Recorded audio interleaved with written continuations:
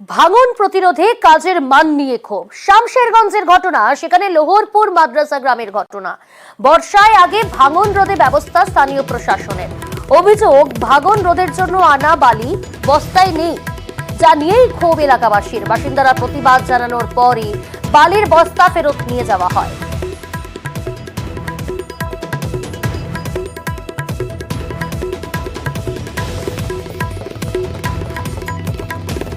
বালির বস্তা দিয়ে গঙ্গার পার বানানো, এটা আমরা উদ্বোধনে এসে দেখতে পেলাম যে বালি অত্যাধিক কম, যে বালির পরিমাণ থাকার কথা সেটা নাই, অর্ধেকেরও কম।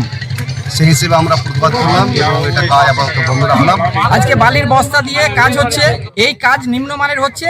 এই কাজটা যাতে সঠিক হয় আমরা কন্ট্রাক্টর সাহেবকে বলেছি এবং ইরিগেশন দপ্তরের আধিকারিকরা আছেন ওনাদেরকে আমরা বলেছি যে এই নিম্নমানের কাজ আমরা নেব না, সঠিক কাজ আমরা বুঝিয়ে নেব। সেচ দপ্তরের আধিকারিক জানাচ্ছেন দ্রুত এই কাজ শুরু করা হবে। বাঁধ মেরামতি সাইটে উপস্থিত আছি, আমরা দেখলাম জিনিসটা এবং আমাদেরও চোখে এটা নজরে পড়লো। আমরা এটা নৌকোটাকে ব্যাক করে দিয়েছি, ওরা ওই পারে যাবে, আবার বস্তা ঠিকঠাক করে ভরে নিয়ে আসবে, তারপরে আমরা ডাম্পিং করতে দেব।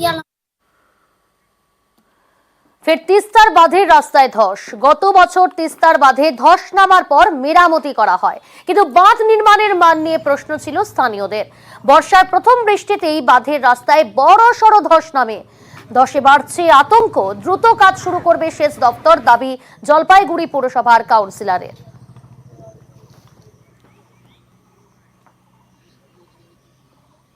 আমাদের সমস্যা প্রধান হচ্ছে পাশের তিস্তা বাঁধ। এই যে প্রথম বৃষ্টিতে এই জায়গাটা গর্ত হয়ে গেছে, জল ডিসপাস হয় না, যাতে এটা মেরামত হয়, এইটা আমার বলি। আতঙ্ক তো বটে, তিস্তা পাশেই। এই তিস্তা নদী এই বাঁধের উপর দিয়েই নির্ভর, সমস্ত সারা জলপাইগুড়ি শহর এর উপর দিয়ে নির্ভর।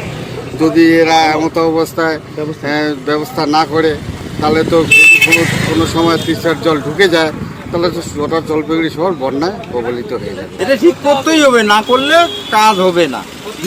বিপদে বিপদ, সকলেই বিপদে পড়বে। এখন এই ধরনের রেন কাট হলে পরে আমি সেচ দপ্তরকে ইতিমধ্যে ব্যাপারটা অবহিত করেছি।